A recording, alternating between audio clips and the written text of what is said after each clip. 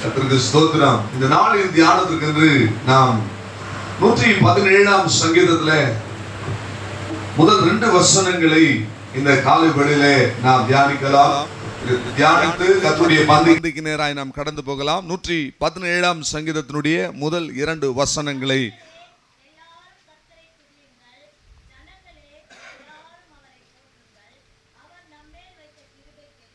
அவர் நம்மேல் வைத்த கிருபை பெரியது. கர்த்தருக்கு ஸ்தோத்திரம். வாசியுங்கள்.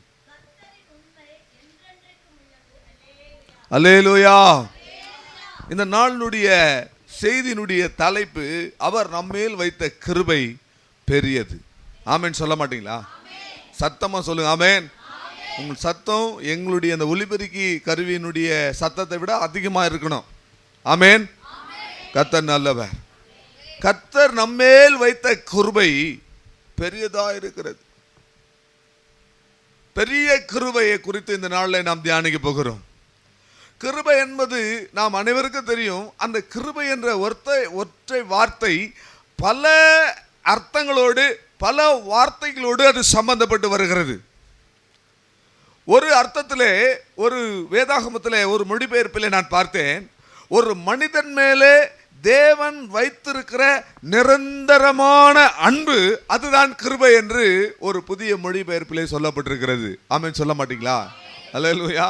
நம்மேலே தேவன் வைத்திருக்கிற நிரந்தரமான அன்பு, நிரந்தரமான தயவு, நிரந்தரமான கருணை, நிரந்தரமான இரக்கம், இது எல்லாம் தான் சேர்த்து ஒரே வார்த்தையில சொல்லணும்னா கிருபை. அல்லேலூயா. தகுதி இல்லாத நமக்கு தேவன் பாராட்டுகிற இரக்கம் தான் கிருபை என்று அநேகர் சொல்லுகிறார்கள். அது நானும் என்னுடைய வாழ்க்கையிலே நான் நினைத்து பார்க்கிறேன். தகுதி இல்லாத நமக்கு எனக்கு தேவன் இந்நாள் வரைக்கும் பாராட்டின கிருபை எப்படிப்பட்டதா இருக்கிறது? பெரிதா இருக்கிறது. அல்லேலூயா. 86ஆம் சங்கீதம் 13வது வசனத்தை நீங்கள் வாசித்து பார்த்தீர்கள் என்று சொன்னால் அந்த பெரிய கிருபைக்கான ஒரு உன்னதமான ஒரு அர்த்தத்தை நாம் அங்கே பார்க்க முடியும். நீர் எனக்கு பாராட்டின உம்முடைய கிருபை பெரியது, என் ஆத்துமாவை தாழ்ந்த பாதாளத்திலிருந்து தப்பு வைத்தீர். பாருங்கள் பிரியமானவர்களே, 117ஆம் சங்கீதத்திலே எல்லாரும் கர்த்தரை துதியுங்கள், பூமியின் குடிகளே கர்த்தரை துதியுங்கள், அவர் நம்மேல் வைத்த கிருபை பெரியது என்று சொல்லி அங்கே சங்கீதக்காரன் பாடுகிறார். இங்கே தாவீது சொல்லுகிறார் 86ஆம் சங்கீதம் 13வது வசனத்திலே, நீர் எனக்கு பாராட்டின உம்முடைய கிருபை பெரியது, என் ஆத்துமாவை தாழ்ந்த பாதாளத்திலிருந்து தப்புவித்தீரே. அல்லேலூயா. பிரியமானவர்களே, இந்த 117ஆம் சங்கீதத்தை எழுதியவர் யார் என்று தெரியவில்லை. பொதுவாக சங்கீதங்களை அநேக சங்கீதங்களை தாவீது எழுதினதுனால இது தாவீது எழுதியிருக்க கூடும் என்று சொல்லி அநேகர் கணிக்கிறார்கள். எது எப்படியோ, ஆனால் அந்த சங்கீதக்காரன் சொல்லுகிறார் நம்மேல் வைத்த கிருபை பெரியது. அந்த பெரியது என்று சொன்னால் எந்த அடிப்படையிலே அந்த கிருபை பெரிதா இருக்கிறது? நன்றாக கவனிங்க. இந்த 2 வசனத்துக்குமான ஆழத்தை நீங்கள் புரிந்து கொள்ளுங்கள். பாருங்க, அவர் நம்மேல் வைத்த கிருபை பெரியது என்று சொல்லுகிறார். எந்த அடிப்படையில் அவர் பெரியது என்று சொல்லி இந்த வசனத்தில் பார்க்கும்போது 86:13 என் ஆத்துமாவை தாழ்ந்த பாதாளத்திலிருந்து தப்பு வைத்தீரே. அல்லேலூயா. தேவனுடைய கிருபை யாருக்கு இருக்கிறதோ அவர்கள் தாழ்ந்த பாதாளத்திலிருந்து தப்புவிக்கப்படுவார்கள், பாதாளத்தின் வல்லமையிலிருந்து தப்புவிக்கப்படுவார்கள். தேவனுடைய கிருபை இருக்கிறதோ, நான் இப்படி சொல்றேன், இந்த பாதாளத்திற்கு தப்புவிக்கிற அந்த வார்த்தையை இன்றைக்கு இந்த செய்தியில சொல்றேன். பெரிய அழிவு, ஒரு மனிதனுக்கு அழிவுன்னு சொன்னா என்ன? அவன் ஆத்துமா பாதாளத்துக்கு போவதுதான் அழிந்து போகிற ஒரு அனுபவம். ஒரு பெரிய அழிவிலிருந்து அவன் காப்பாற்றப்படுகிறான். நித்திய அழிவிலிருந்து, நித்திய ஆக்கினிலிருந்து அவன் காப்பாற்றப்படுகிறான். ஒரு மனிதனுடைய ஆத்துமாவை பாதாளத்திலிருந்து தப்புவிப்பது, பாதாளத்தின் வல்லடிக்கு தப்புவிப்பது எதுவென்றால் தேவன் நம்மேல் பாராட்டுகிற பெரிய கிருபையாயிருக்கிறது. அல்லேலூயா. அல்லேலூயா. ஏனென்றால் பாதாளம் எப்படி வாய் திறக்கிறதா? வசனம் சொல்லுகிறது, பாதாளம் ஆவென்று என்ன செய்தான்? வாய் திறந்து கொண்டிருக்கிறதா. அந்த பாதாளத்துக்கு போகிற வழி விசாலமா இருக்கிறதா? கேட்டுக்கு போகிற வழி எப்படி இருக்கு? திறந்திருக்கிறது, விசாலமா இருக்கிறது. நித்தியத்துக்கு போகிற வழி எப்படி இருக்கிறது? இடுக்கமா இருக்கிறது. கர்த்தருக்கு ஸ்தோத்திரம். அருமையானவர்களே, பாதாளம் வாயை திறந்து ஆணு கூப்பிடுது, எல்லாரும் போறாங்க. ஐஸ்வர்யவான் இந்த உலகத்தில் வாழ்ந்தார், சம்பரமாய் சாப்பிட்டார், நல்லா திருப்தி அடைந்தார், ரத்தாம்பரம் உடுத்தினார், அவருக்கு ஒரு குறைவும் இல்லை. ஒரு ஐஸ்வர்யவான் பார்த்து சொல்றார், தன் ஆத்மாவை பார்த்து சொல்றார், களஞ்சியங்கள் எல்லாம் தானியத்தினால நிரப்பி என் ஆத்மாவே நீ எப்படி இரு, சந்தோஷமா இரு, நீ என்ன விரும்புகிறாயோ அதை எல்லாவற்றையும் நீ அனுபவித்து சந்தோஷமா இரு. கர்த்தருக்கு ஸ்தோத்திரம். வேற எந்த பாவமும் அவர் பண்ணலைங்க. நான் பல தடவை பல இடங்களில் பேசியிருக்கிறேன். ஐஸ்வர்யவான் லாசரு சம்பவத்தில் லாசரு என்ன செய்தார்? மரித்தார். தேவ தூதர்கள் வந்து அவரை ஆபிரகாமினுடைய மடியிலே கொண்டு போய் விட்டார்கள். ஐஸ்வர்யவான் மரித்து எங்க போனாரு? பாதாளத்துக்கு போனார். நன்றாய் கவனியுங்கள். ஆண்டவருடைய நாமத்துக்கு மகிமை உண்டாகட்டும். ஐஸ்வர்யவான் பாதாளத்துக்கு போவதற்காக அவர் செய்த பெரிய அக்கிரமம், பாவம் என்ன? யாராவது ஒருத்தர் சொல்லுங்க.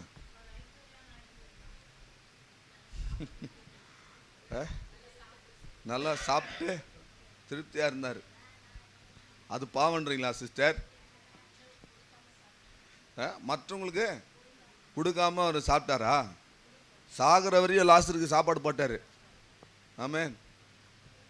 ஐஸ்வர்யவான் என்ன பண்ணாருங்க சிஸ்டர்? பாதாளம் போறதுக்கு பெரிய பாவம் ஏதாவது பண்ணாரா? அவரு நிறைய பேர் சொல்றாங்க, நம்ம விசுவாசிகிட்ட இப்ப சொல்லிட்டாங்க, அவர் மட்டும் ஒட்டியா சாப்பிட்டாருன்னு. இன்னொரு இவங்களாச்சும் பரவாயில்ல. இன்னொருத்தங்க என்ன சொன்னா தெரியுமா? அவர் மீந்து போனதை கொடுத்தாரு. இவங்க என்னமோ ஃப்ரெஷ்ஷா ஒரு வறியவர் வந்து அம்மா பசி எடுக்குதுன்னு சொல்லும் போது, இருப்பா பிரியாணி, மட்டன் பிரியாணி வெந்துட்டு இருக்குது, கொஞ்சம் டம் போட்டுருக்குறேன், முடிச்ச டம் காட்டின பிறகு எத்தான் தரேன் நான் சொல்றான். இவங்களே நேற்று வச்சதை இட்லி எடுத்து வந்து கொடுப்பாங்க. அல்லேலூயா. ஆனால் ஐஸ்வர்யமான அவன் மீந்து போனதை கொடுத்தான்னு சொல்லிட்டு அவன் மேலே குற்றம் சொல்லுவாங்க. ஐஸ்வர்யவான் லாசரு பழுத்து நாற்றம் எடுத்து அவனுடைய சரீரத்திலிருந்து ரத்தமும் சீடும் ஒழுகி கொண்டிருக்கிறது. நாய்கள் வந்து அதை நக்குகிற அளவுக்கு அவ்வளோ கொடிய ஒரு தரித்திரத்தில் இருக்கிறான். நன்றாய் கவனியுங்க. நம்ம வீட்டு வாசல்ல வந்து அப்படி ஒருத்தன் உட்கார்ந்து இருக்கிறான்னா நாம என்ன செய்வோம்? ஐயோ பாவன்னு சொல்லி அவனுக்கு சாப்பாடு கொடுப்போம். மத்தியானம் வரையும் உட்காந்தானா சாப்பாடு கொடுப்போம். அப்புறம் என்ன பண்ணுவோம்? அவனுக்கு ஒரு ஏதாவது பழைய துணி ஏதாவது எடுத்து கொடுப்போம், ஒரு பெட்ஷீட்டை கொடுப்போம். சிலர் புது பெட்ஷீட் கூட வாங்கி வச்சுருப்பாங்க, கிறிஸ்மஸ்க்கு கொடுக்கறதுக்கு, அதையும் கொடுப்பாங்க. அவன் ஒரு சாயங்காலம் 6 மணி வரையும் உட்காந்துருந்தாருன்னா நம்ம என்ன செய்வோம்? எப்படியாவது அவர் அங்கேருந்து மூவ் பண்ணணும், அவரை எப்படியாவது கிளப்பி விடணும்னு பார்ப்போம் இல்லையா? 8 மணியே தாண்டிச்சு, ஆகிட்டு 10 மணி ஆனாலும் அவன் போகலை அப்படி சொன்னால் அடுத்தது ஒரு 4-5 பேரை துணைக்கு கூப்பிடுவோம். ஊர் தெருவே வந்து அவன் போகலாம் விட அடுத்தது போலீஸ் ஸ்டேஷனுக்கு ஃபோன் பண்ணுவோம், இந்த மாதிரி ஒரு ஆளுங்க வந்து உட்காந்துருக்குறாங்க. ஆனால் அந்த லாசருனுடைய தரித்திரமான ஒரு தருணம், பயங்கரமான ஒரு நேரம், நாய்கள் வந்து அவனை நக்கி கொண்டிருக்கிறத, அவ்வளோ ஒஸ்ட் கண்டிஷனில் இருக்கிறான். அந்த ஐஸ்வர்யவானுடைய வீட்டு வாசலில் அவன் என்ன செஞ்சிட்டு இருக்கிறான்? ஒவ்வொரு நாளும் இருக்கிற சாகிற வரையும் கிடந்தான். ஐஸ்வர்யவான் தான் சாப்பிட்ற சாப்பாடை மீதியாகிற துணிக்கையோ ஏதோ ஒன்று அவனை கொடுத்து அவன் சாகிற வரைக்கும் அவனை தன் வீட்டு படிப்புறத்தருகே அவனை பாதுகாத்தான்னா நம்மை விட நீதிமான் வந்து அந்த ஐஸ்வர்யவான்ட்டான். அல்லேலூயா. நம்மளை விட நல்லவன் யாரு சொல்லுங்க? இப்படி சொல்லுங்க, ஐஸ்வர்யவான் என்னை விட நல்லவன் சொல்லுங்க. கர்த்தருக்கு ஸ்தோத்திரம். என்னை விட வேணா, பாஸ்டரை விட நல்லவன் இல்லை. கர்த்தருக்கு ஸ்தோத்திரம். ஐஸ்வர்யவான் பாதாளத்துக்கு போவதற்கான வெளிப்புறமாக ஒரு பாவ காரியங்களை நாம் எல்லாம் எதை பாவம் என்று நினைத்து கொண்டிருக்கிறோமோ அவ்வளோ பெரிய பாவங்களை, அக்கிரமங்களை, அவன் குற்றங்களை செய்ததாக நாம் பார்க்கவில்லை. தேவனுடைய பார்வையிலே அவன் பாதாளத்துக்கு போவதற்கான காரணம் என்ன அப்படி சொன்னா, ஒன்றையும் நீங்க லிட்டரலா நீங்க பார்க்க முடியாது. மாறா அவன் மற்றவர்களை பார்க்கிலும் இந்த உலகத்திலே சன்மார்க்கனாக அவன் வாழ்ந்திருக்கிறான். உலகத்தில் 3 விதமான மக்கள் இருக்கிறாங்க. ஒன்று துன்மார்க்கர், சன்மார்க்கர், நீதிமான்கள். பூமியில 3 விதமான மனிதர் இருக்கிறாங்க. இதெல்லாம் நீங்க தெரிஞ்சுங்க, மெசேஜ் கிடையாது, அடிஷ்னலா உங்களுக்கு சொல்றேன், கர்த்தருடைய தூது. பூமியில 3 விதமான மனிதர்கள் இருக்கிறாங்க. ஒன்னு துன்மார்க்கன், இன்னொன்னு சன்மார்க்கன், இன்னொருத்தன் நீதிமான். கர்த்தருக்கு ஸ்தோத்திரம். பாவிகளாக இந்த உலகத்தில் எல்லாரும் பிறக்கிறார்கள், பாவிகளாகவே வளருகிறார்கள். மனிதன் பிறக்கும் பொழுதே இந்த பிறப்பே ஒரு பாவப்பட்ட பிறப்பு. தாவீது சொல்லுகிறார், என் தாய் என்னை பாவத்திலே கற்பந்தரித்தாள், துர்க்குணத்திலே உருவானேன் என்று சொல்லுகிறார். என்றைக்கு மனிதன் விழுந்து போனானோ அன்றைக்கே இந்த மனிதனை பாவம் ஆண்டு கொண்டு பாவ மனிதர்களாக இந்த உலகத்திலே பிறந்து கொண்டிருக்கிறோம். தேவன் மனிதனை படைத்த போது தமது ரூபத்தின்படியும் தமது சாயலின்படியும் படைத்தார். ஆனால் பாவத்தில் விழுந்த மனிதன் ஆதாம் தன்னுடைய சாயலின்படி தன்னுடைய ரூபத்தின்படி பிள்ளைகளை பெற்றான். ஆகவே தேவ சாயலாக சிருஷ்டிக்கப்பட்டவன் மனித சாயலாக இந்த உலகத்திலே என்ன செய்து கொண்டிருக்கிறான்? பிறந்து கொண்டே இருக்கிறான். கோடான கோடி ஜனங்கள் ஜனிப்பித்துக் கொண்டே இருக்கிறார்கள். அப்படி பிறந்தவர்கள் துன்மார்க்கர்கள். அல்லேலூயா. அந்த துன்மார்க்கத்திலிருந்தும் கொஞ்சம் ஐயோ இனிமே நான் எந்த உயிருக்கும் தீங்கு செய்ய மாட்டேன், வாடிய பயிரை கண்ட போதெல்லாம் வாடினேன்னு ஒருத்தர் சொன்னார். யார் அவரு? ஒன்றும் தெரியாது விசுவாசிகளுக்கு. வள்ளலார் யாரோ சொன்னாங்க, அவங்களுக்கு என்னுடைய வாழ்த்துகள். சோத்ரு அம்மா சிஸ்டர் சொன்னாங்க, அவர்களுக்கு நீங்க சொல்லலையா? மூப்பரையா சொன்னார், அதற்காக கர்த்தரை ஸ்தோத்திரிக்கிறேன். மூப்பரையா எல்லாம் கரங்களை தட்டுங்க, கொஞ்சம் ஆக்டிவா இருங்க. ஸ்தோத்திரம். அது சன்மார்க்கம். எந்த உயிருக்கும் தீங்கு செய்ய மாட்டேன், ஜீவகாருண்ய கட்சி. கர்த்தருக்கு ஸ்தோத்திரம். இந்த ரெண்டு பேருமே தேவ ராஜ்யத்தை சுதந்திரிக்க முடியாத. துன்மார்க்கனாக இருந்தாலும் சரி, சன்மார்க்கனா இருந்தாலும் சரி, தேவ ராஜ்யத்திற்குள்ளே போக முடியாது. நீதிமான்கள் மாத்திரம்தான் தேவனுடைய ராஜ்யத்திற்குள்ளே பிரவேசிப்பார்கள். எப்படி நீதிமான்களாக முடியும் என்றால், இயேசுவின் ரத்தத்தினாலே நீதிமான்களாகிறோம், அவருடைய அழைப்பினாலே நீதிமான்களாகிறோம். அவருடைய அழைப்பு நம்மை நீதிமான்களாக்குகிறது. கர்த்தருக்கு ஸ்தோத்திரம். எல்லாவற்றுக்கும் மேலாக அவர் நம்ம மேல் வைத்த கிருபை நம்மை நீதிமானாக்குகிறது. ஆகவே நீதிமான்கள் தான் என்ன செய்ய முடியும்? தேவ ராஜ்யத்திற்கு போக முடியும். பெரிய அழிவிலிருந்து, பெரிய அழிவாகிய பாதாளத்தின் வல்லமையிலிருந்து தப்புவிக்க முடியும் என்றால் கர்த்தருக்கு ஸ்தோத்திரம், அது தேவனுடைய கிருபையினால் மாத்திரமே. ஆமென் சொல்லக்கூடாதா? அல்லேலூயா.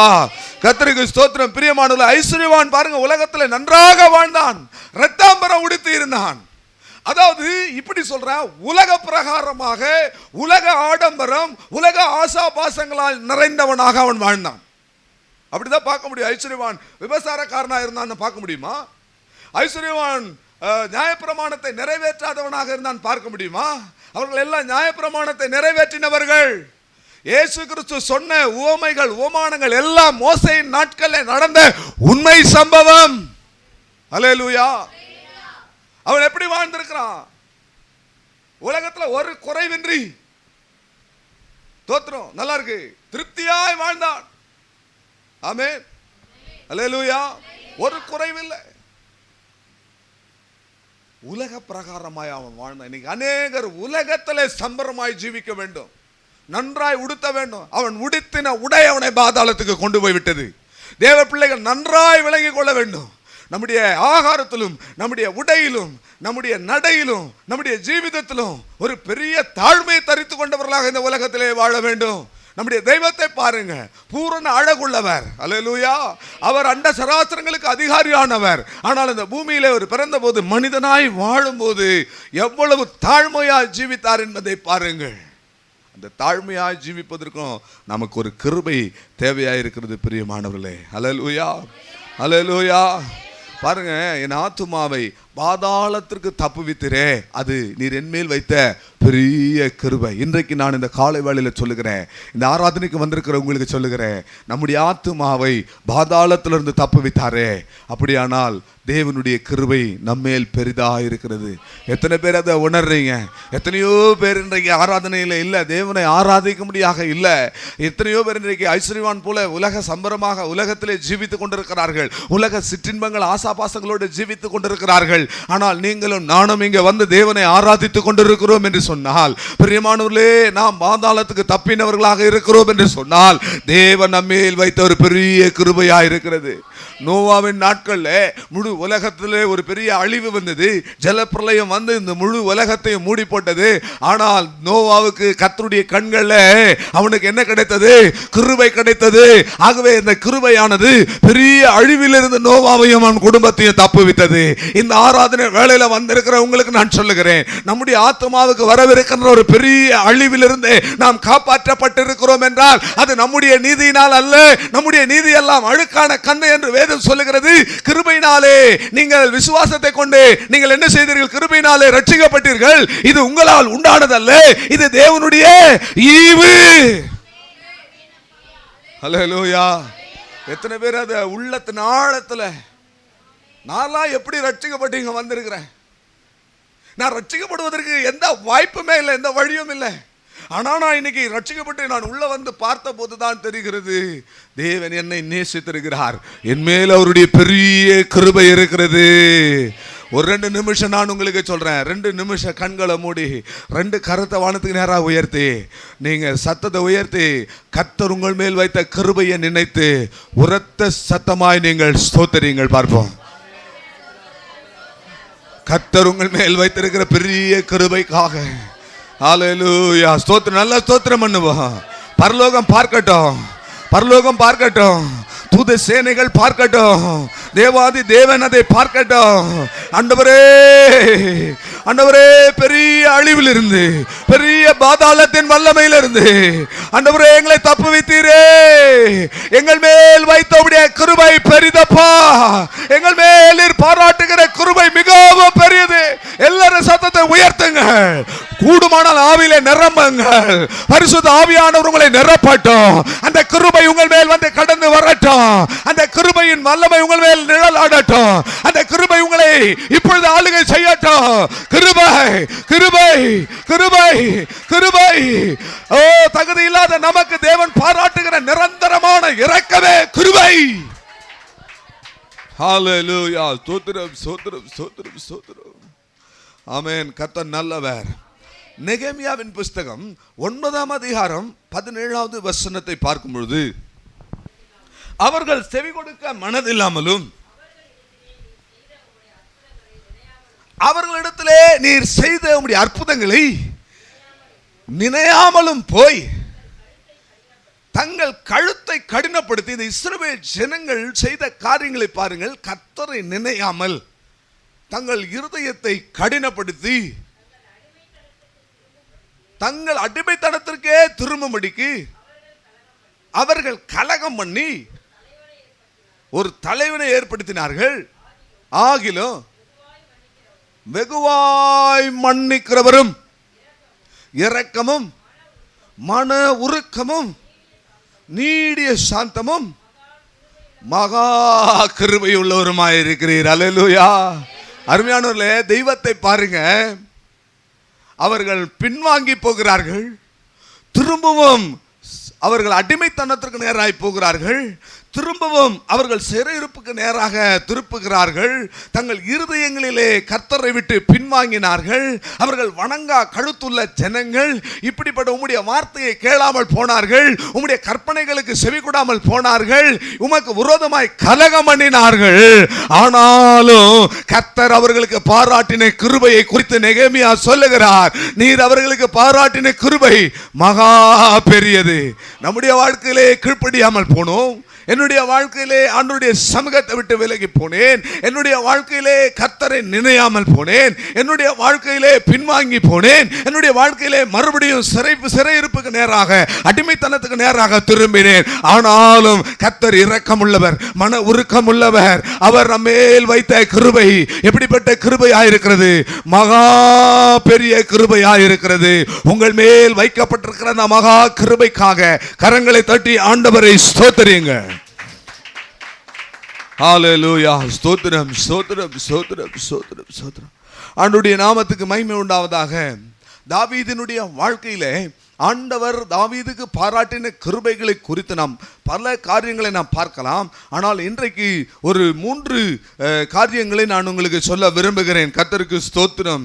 பாருங்கள் பிரியமானவர்களே, இந்த வாசித்த இந்த வசனத்தில் என்னென்ன காரியங்களை அவர் சொல்றாரு நீங்க பாருங்க. ஏசாயா 55ஆம் அதிகாரம் 3வது வசனத்தை நீங்கள் வாசித்து பார்த்தால் தாவீதுக்கு அருளின கிருபையை குறித்து தீர்க்கன் சொல்லுகிற வார்த்தையை பாருங்கள். ஏசாயா 55:3, உங்கள் செவியை சாய்த்து என்னிடத்தில் வாருங்கள், தாவீதுக்கு அருளின நிச்சயமான கிருபைகள் உங்களுக்கு நித்திய உடன்படிக்கையாக ஏற்படுத்துவேன். அல்லேலூயா. கவனியுங்கள், கர்த்தருடைய நாமத்திற்கு மகிமை உண்டாகட்டும்.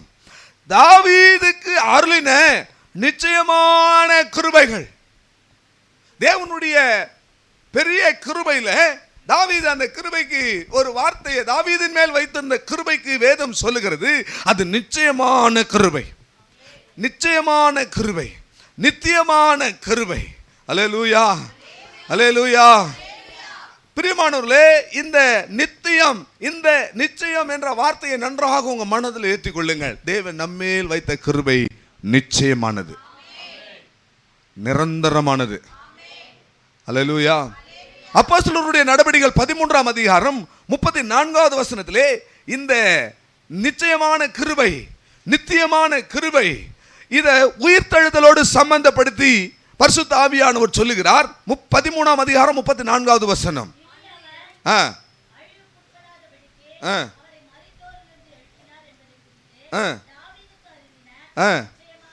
தாவீதுக்கு அருளின நிச்சயமான கிருபை எப்படிப்பட்டதா இருக்கிறதா? மரித்தோரிலிருந்து உயிரோடு எழுப்பின. அல்லேலூயா. நன்றாய் புரிந்து கொள்ளுங்கள், பெரிய கிருபை. இந்த பிரசங்கத்தை உங்களுக்கு புரியணுன்றதுக்காக திரும்ப திரும்ப நான் சொல்லிட்டு இருக்கிறேன். ஏன்னா இன்னும் நிறைய விஷயங்கள் இருக்கிறது. நீங்க கவனமா கேட்டால் தான் உங்களுக்கு புரியும், இல்லைன்னா உங்களுக்கு புரியாது. அதனால இந்த பெரிய கிருபையை வேதம் சொல்லுகிறது நிச்சயமான கிருபை, நிச்சயமான கிருபை, அழிவில்லாத கிருபை. இதை அப்போஸ்தலர் நடபடிகள் சொல்லுகிறது.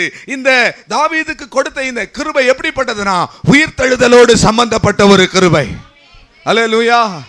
என்ன விசுவாசிக்கிறவன் மரித்தாலும் என்ன செய்வானா? பிழைப்பானா. இனி உயிரோடு இருக்கிறவனும் மறியாமல் இருப்பான். அப்படின்னா என்ன அர்த்தம்? எழுத்தின்படியாக நம்முடைய பார்வையிலே மரித்து போன மனிதன் உயிரோடு எழுப்பப்படுவது அல்ல. அப்படி மரித்தவன் உயிரோடு எழுப்பினால் நிச்சயம் ஒரு நாள் என்ன செய்வான்? அவன் மரிப்பான். இந்த வசனம் அவர் ஆண்டவராய் இயேசு கிறிஸ்து அவர் வரும் பொழுது கிறிஸ்துவுக்குள் மரித்தவர்கள் முதலாவது எழுந்திருப்பார்கள். கிறிஸ்து மகிமையிலே வெளிப்படும் பொழுது கிறிஸ்துவுக்குள் மரித்தவர்கள் முதலாவது எழுந்திருப்பார்கள். அந்த உயிர்த்தெழுதலை பற்றி இயேசு பேசினார். அதுதான் நித்தியமான கிருபை, அதுதான் நிச்சயமான கிருபை, அதுதான் தேவன் நம்மேல் வைத்த பெரிய கிருபை. புரியுதுங்களா? அல்லேலூயா. வாலிப பிள்ளைகளா சரியாக புரிந்து கொள்ளுங்கள். தாவீதுக்கு அருளின கிருபை எப்படிப்பட்டது சொல்லுங்க? நிச்சயமான கிருபை. நிச்சயமான கிருபை தான் பெரிய கிருபை. நீர் பாராட்டின பெரிய கிருபை. அந்த கிருபை இப்ப எதோடு?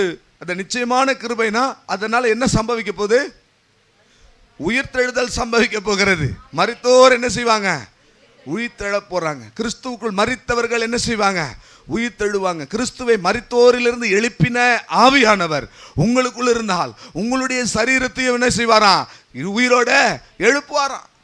இயேசு சொன்னார், அதுதான் என்ன விசுவாசிக்கிறவன் மரித்தாலும் பிழைப்பான்னு சொன்னாரே, அதுதான் அது. அவர் மகிமையில வெளிப்படும் போது எழுந்திருக்கிறவன். அப்ப இயேசு சொன்னாரு உயிரோடு இருக்கிறவன் இனி மறியாமல் இருப்பானா என்ன அர்த்தம்? மரித்தவர்கள் எழுந்திருப்பாங்க. அவர் வரும்போது உயிரோடு இருக்கிறவங்க என்ன செய்வாங்க? மகிமை மேல் மகிமை அடைந்து மறுரூபமாகி ஒரு இமை பொழுதிலே அந்த மகிமையிலே பிரவேசிப்பார்கள். அதைத்தானே ஆண்டவராகிய இயேசு கிறிஸ்து அன்னைக்கு சொன்னார். அல்லேலூயா. ஆகவே பிரியமானவர்களே, அந்த நிச்சயமான கிருபை உயிர்த்தெழுதலோடு சம்பந்தப்பட்டிருக்கிறது. அந்த பெரிய கிருபை உயிர்த்தெழுதலோடு சம்பந்தப்பட்டிருக்கிறது. இந்த செய்தியை கேட்டுக்கொண்டிருக்கிற நீங்களும் நானும் இந்த கிருபைக்கு உட்பட்டிருந்தால் நிச்சயம் ஒரு நாள் திரும்பவும் உயிரோடு எழுந்திருப்போம் என்பதிலே எந்த சந்தேகமும் இல்லை. கரங்களை தட்டி ஆண்டவருடைய நாமத்தை மகிமைப்படுத்துங்க. அல்லேலூயா. ஸ்தோத்திரம், ஸ்தோத்திரம், ஸ்தோத்திரம். ஆகவே பிரியமானவர்களே, 89ஆம் சங்கீதம் 49வது வசனத்திலே நீங்கள் வாசித்து பார்த்தால் இந்திய பெரிய கிருபை, இந்த நித்திய கிருபையை குறித்து அங்கே சங்கீதக்காரன் என்ன சொல்லுகிறார்? 89ஆம் சங்கீதத்திலே 49வது வசனம், ஆண்டவரே நீர் தாவீதுக்கு உம்முடைய உண்மையை கொண்டு சத்தியம் பண்ணின உமது பூர்வ கிருபை எங்கே? அல்லேலூயா. தாவீதுக்கு அருளின கிருபை முதலாவது நித்தியமானது, நிச்சயமானது. இரண்டாவது தாவீதுக்கு சொல்லப்பட்ட கிருபை, தாவீதுக்கு அருளின கிருபை பூர்வ காலம் முதல் சத்தியம் பண்ணப்பட்ட ஒரு கிருபை. ஆமென். உற்சாகமா இருங்க. அல்லேலூயா. அல்லேலூயா, அல்லேலூயா. தாவீதுக்கு அருளின அந்த பெரிய கிருபை எப்படிப்பட்டதா பிரியமானவர்களே? பூர்வ காலம் முதல் சத்தியம் பண்ணப்பட்ட கிருபை, வாக்குத்தத்தம் பண்ணப்பட்ட கிருபை. கர்த்தருக்கு ஸ்தோத்திரம். உங்களுக்கு கிருபை என்ன செய்யப்பட்டிருக்கிறது? சத்தியம் பண்ணப்பட்டிருக்கிறது. உங்களுக்கு கிருபையானது வாக்குத்தத்தம் பண்ணப்பட்டிருக்கிறது. அதுதான் பெரிய கிருபை. உங்கள் மேல் இருப்பது என்ன? சத்தியம் பண்ணப்பட்ட பெரிய கிருபை. பூர்வ காலம் முதல் சத்தியம் பண்ணப்பட்டிருக்கிறது. அப்படின்னா பூர்வ காலம்னா என்னங்க? ஆதி உலகம். கர்த்தருக்கு ஸ்தோத்திரம். ஆதி உலகம். நான் இன்னும் சொல்றேன், பூர்வ நாட்கள் என்று சொன்னால் பிரியமானவர்களே, வானமும் பூமியும் சிருஷ்டிக்கப்படுவதற்கு முன்பதாகவே நீங்களும் நானும் தேவனுடைய மனதிலே அவருடைய திட்டத்திலே இருக்கிறோம். அதனால தான் இன்றைக்கு நாம் இங்கே உட்கார்ந்து இருக்கிறோம். ஆகையினால சொல்லுகிறேன், உங்கள் மேல் ஒரு கிருபை இருக்கிறது. உங்கள் மேல் பாராட்டின அந்த பெரிய கிருபை உங்கள் உயிர்த்தெழுதலோடு சம்பந்தப்படுத்தப்பட்ட நிச்சயமான கிருபை. அது மாத்திரமல்ல, உங்களுக்கு சத்தியம் பண்ணப்பட்ட பூர்வ காலத்து கிருபையாயிருக்கிறது. நீங்கள் உங்கள் தாயின் வயிற்றிலே உருவாகும் முன்னே, உங்கள் விலா எலும்புகள் உருவாகும் முன்னே கர்த்தர் உங்கள் பெயரை தன்னுடைய உள்ள கையிலே வரைந்திருக்கிறார் என்றால் உங்கள் மேல் வைத்திருக்கிற அந்த கிருபை எவ்வளவு பெரிய ஒரு கிருபையாயிருக்கும் என்பதை பாருங்க. மூன்றாவதாக 2 நாளாகமம் 6ஆம் அதிகாரம் 42வது வசனத்தை பார்க்கும் பொழுது இந்த கிருபையை குறித்து வேதம் சொல்லுகிறது. தாவீதுக்கு கர்த்தர் கொடுத்த கிருபை. 2 நாளாகமம் 6ஆம் அதிகாரம் 42வது வசனம். தேவனாகிய கர்த்தாவே, நீர் அபிஷேகம் பண்ணினவனின் அவர் அபிஷேகம் பண்ணினுடைய முகத்தை புறக்கணியாமல் உம்முடைய தாசனாகிய தாவீதுக்கு வாக்குத்தத்தம் பண்ணின கிருபைகளை நினைத்தருளும். ஆடுகளுக்கு பின்னாய் அலைந்த தாவீதை எடுத்து ராஜாவாக அவனை அபிஷேகம் பண்ணி இந்த கிருபைகளை தேவன் அவனுக்கு கொடுத்தார். அல்லேலூயா. தாவீது இந்த கிருபையை பெற்றுக்கொண்ட பிற்பாடு அவருடைய வாழ்க்கையில் நடந்த சம்பவம் என்ன, அதைத்தான் நாம் இன்னைக்கு தியானிக்க போகிறோம். இந்த கிருபையை விளக்கிறதுக்காக தான் இவ்வளோ சொல்கிறேன். மறுபடியும் சொல்கிறேன், கிருபை என்று சொன்னால், பெரிய கிருபை என்று சொன்னால், தாவீது அதை குறித்து சொல்லுகிறார். தாவீதுக்கு அருளப்பட்ட நிச்சயமான கிருபை, நித்தியமான கிருபை.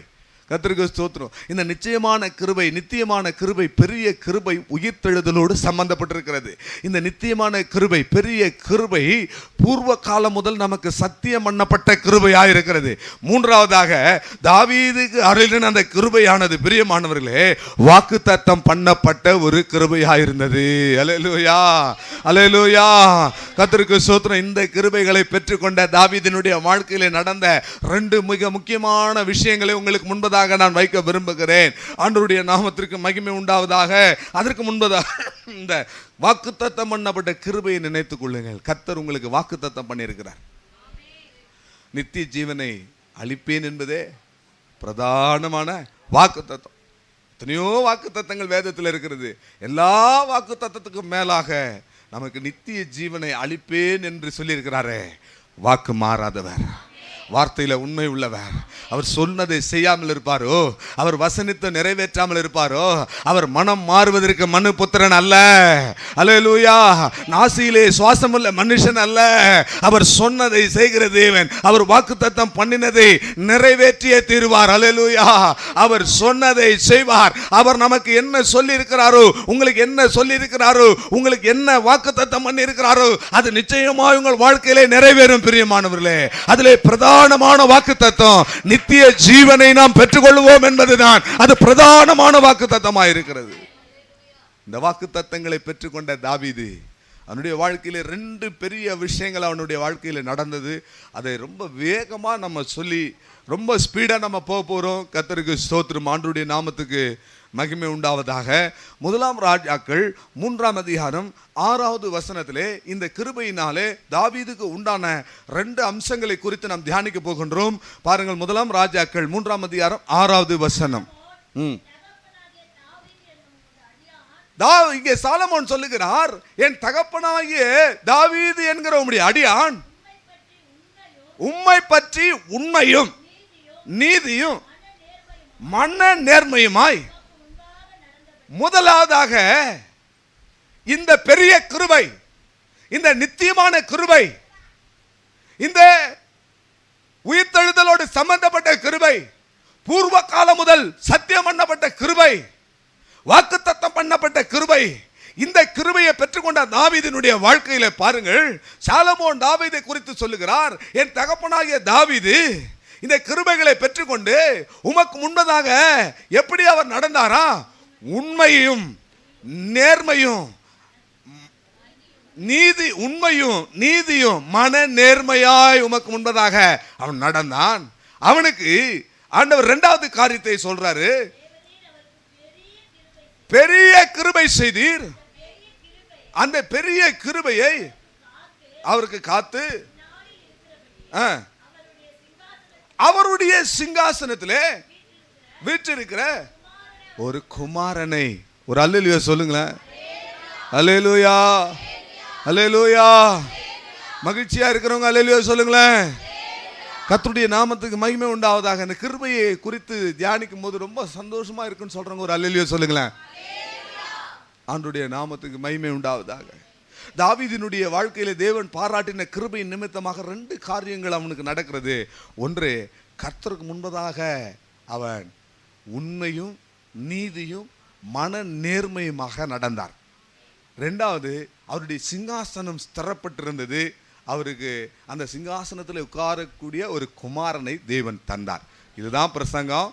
இதை மாத்திரம் கவனமாக கேளுங்க. ஒரு 1/4 மணி நேரத்தில் நான் முடிச்சிடுறேன். கர்த்தருக்கு ஸ்தோத்திரம். ஏன்னா நம்ம கர்த்தருடைய பந்தி இருக்கிறது. ஆகையினால கவனமாய் கேளுங்கள் பிரியமானவர்களே.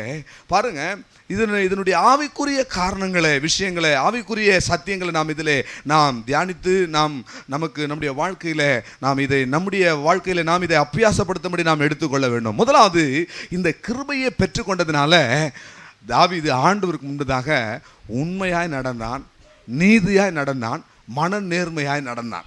அல்லேலூயா. ஆபிரகாமை பார்த்து ஆண்டவர் சொன்னாரு, ஆபிரகாமே, நான் சர்வ வல்லமை உள்ள தேவன், நீர் எனக்கு முன்பதாக நடந்து கொண்டு. எங்க அப்பாவுக்கு ரொம்ப பிடிச்ச ஒரு வசனம். யார் வந்தாலும் சரி, யார் வந்தாலும் அவர்களுக்கு முதல்ல இந்த வசனத்தை சொல்லிடுவாரு, நீ எனக்கு முன்பதாக நடந்து கொண்டு உத்தமனாய். இந்த பழைய ஏற்பாடு எபிரேய பாஷையிலே இந்த இடத்துல ஆபிரகாமோடு பேசினார் பாருங்க. ஆபிரகாமே, நான் சர்வ வல்லமை உள்ள தேவன் சொன்னார் பாருங்க. அந்த சர்வ வல்லமை உள்ள தேவன் என்ற இடத்துல எல் ஷடாய் என்று போட்டிருக்கிறாங்க. அதிகாலை ஜெபத்தில் நான் வரும்போதெல்லாம் இதை நாம் தியானிக்கிறோம். கர்த்தருக்கு ஸ்தோத்திரம். நம்முடைய தேவனுடைய குணங்கள் என்ன என்பதை தியானிக்கிறோம். எல் ஷடாய் என்றால் பிரியமானவர்களே, தாயை போன்றவர் என்று அர்த்தம். இன்னும் தெளிவாய் நாம் பார்க்கும் பொழுது பால் கொடுக்கிற தாய்க்கு சமமானவர் என்று அர்த்தம். ஆகையினால தான் பரிசுத்த ஆவியானவரை தாயை போல தேற்றுகிற தெய்வம் என்று சொல்லி நாம் பார்க்கிறோம். ஆகவே பிரியமானவர்களே, நான் தாயை போல உன்னை நடத்துகிறவர் எல் ஷடாய் ஆயிருக்கிறேன். நீ எனக்கு முன்பதாக நீ நடக்க இந்த பெரிய கிருபை உனக்கு அவசியம். யாரெல்லாம் இந்த பெரிய கிருபையை பெற்றுக் கொண்டிருக்கிறார்களோ அவர்கள் தான் தேவனுக்கு முன்பதாக உண்மையாய், நீதியாய், மன நேர்மையாய் நடக்க முடியும். அல்லேலூயா. கர்த்தருக்கு ஸ்தோத்திரம். கர்த்தருக்கு முன்பதாக நடப்பது என்றால் என்ன? நல்லா தெரிஞ்சுங்க. சபைக்கு வர்றதுனால கர்த்தருக்கு முன்பதாக நடக்கிறேன் என்று அர்த்தம் கிடையாது. ஆராதனைக்கு வந்து ஆராதனை வீரராய் இருக்கிறதுனால கர்த்தருக்கு முன்பதாக நடக்கிறேன்னு அர்த்தம் கிடையாது. ஒருவேளை பிரசங்கம் பண்றதுனால ஒரு பெரிய வல்லமையான பிரசங்கியாளராக இருப்பாரு, இவர் கர்த்தருக்கு முன்பதாக நடந்து கொண்டிருப்பாரு, யாரும் தவறாக யாரையும் நினைத்து விடக் கூடாது. கர்த்தருக்கு முன்பதாக நடப்பது என்றால் என்ன? முழு வாழ்க்கையும் தெய்வத்துக்கு முன்பதாக தேவனுடைய பார்வையில் இருக்க வேண்டும். எந்த ஒரு ஒளிவோ மறைவோ, எந்த ஒரு ரகசியமோ இல்லாத ஒரு வாழ்வு, அதுதான் தேவனுக்கு முன்பதாக நடக்கிற ஒரு வாழ்வு. அதனால தான் நீ எனக்கு முன்பதாக நடந்து கொண்டே உத்தமனாயிரு. தாவீது எப்படி நடந்தார்? முதலாவது உண்மையாக நடந்தார், நீதியாக நடந்தார். 3வது மன நேர்மையாக நடந்தார். இதுதான் தேவனுடைய கிருபையை பெற்றுக்கொண்டவர்களுடைய அடையாளம். தேவனுடைய கிருபை யாருக்கு இருக்கு? சும்மா பாடலாம், கிருபை கிருபை. தேவனுடைய கிருபை யாருக்கு இருக்கு அப்படின்னா, அவங்க தேவனுக்கு முன்பதாக எப்படி இருப்பாங்களா? உண்மையுள்ளவர்களாய் நடப்பார்கள். 2வது நீதி உள்ளவர்களாய் நடப்பார்கள். 3வது மன நேர்மையாய் நடப்பார்கள். இது 3 யாருக்கு இருக்குதோ அவங்க தான் தேவனுக்கு முன்பதாக நடக்கிறவர்கள். அவர்கள் மேல தேவனுடைய பெரிய கிருபை இருக்கிறது என்று அர்த்தம். அல்லேலூயா. கர்த்தருக்கு ஸ்தோத்திரம். 18ஆம் சங்கீதத்திலே 23வது வசனத்திலே தாவீது சொல்லுகிறார், ஆண்டவரே உமக்கு முன்பதாக, கர்த்தாவே உமக்கு முன்பதாக நான் எப்படி நடந்தேன்? மன உண்மையாய் இருந்தேன், துர்க்குணத்திற்கு என்னை விலக்கி காத்துக்கொள்ளும். பிரியமானவர்களே, உண்மையாய் நடக்கிறது என்ன? பர்வீன் கவனிங்க, உண்மையாய் நடக்கிறதுனா என்ன? கர்த்தருக்கு ஸ்தோத்திரம். பெரிய கிருபையை நம்ம பெற்றுக்கொள்ளணும்னா உண்மையாய் நடக்கணும். இங்க தாவீது சொல்றாரு, துர்க்குணத்துக்கு விலக்கி காத்துக்கொள்வதுதான் உண்மையாய் நடக்கிற ஒரு அனுபவமாய் காணப்படுகிறது. அல்லேலூயா. ஆண்டவருக்கு முன்பதாக மன உண்மையாய். ஒரு முறை தாவீது இந்த உண்மையிலிருந்து விலகி போனார். தாவீது இந்த உண்மையிலிருந்து வழுவி போனார். எல்லாருக்கும் தெரியும் இந்த சம்பவம். கர்த்தருக்கு ஸ்தோத்திரம். அதனால அவர் உணர்ந்து அவர் பாடுறாரு. 51ஆம் சங்கீதத்தில் அவர் என்ன பாடுறாரு? 6வது வசனத்துல, உள்ளத்திலே உண்மை உள்ளவராய் இருக்க விரும்புகிறீர், அந்த காரணத்திலே எனக்கு ஞானத்தை தெரியப்படுத்தினீர். அல்லேலூயா.